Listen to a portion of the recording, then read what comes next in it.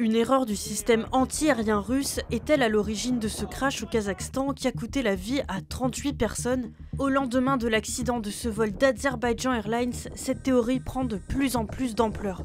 L'avion qui devait rallier Bakou en Azerbaïdjan à Grozny en Tchétchénie a dévié de sa trajectoire avant de s'écraser dans l'ouest du Kazakhstan. Dans un premier temps, Azerbaïdjan Airlines a affirmé que l'avion avait percuté une nuée d'oiseaux avant de retirer cette information. Cette version a aussi été évoquée mercredi par Rosaviatia, l'agence de l'aviation civile russe.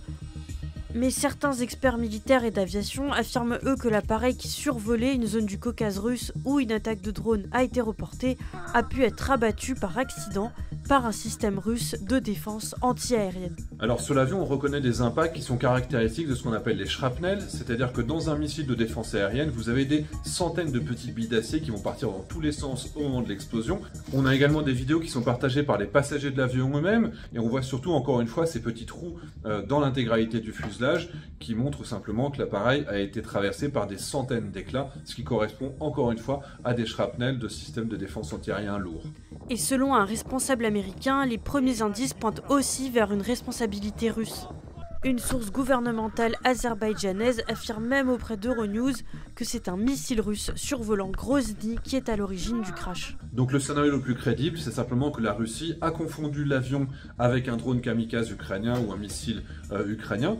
Il faut savoir que depuis plus de 2 ans maintenant, l'Ukraine multiplie les attaques sur le territoire de la Fédération de Russie à plus de 2000 km de portée.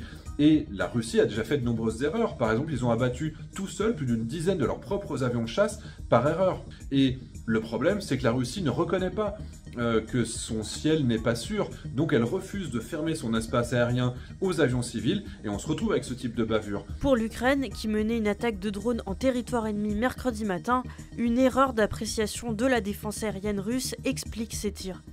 Jeudi, la Russie et le Kazakhstan ont dénoncé des spéculations. Une enquête a été ouverte par le ministère kazakh de l'Intérieur.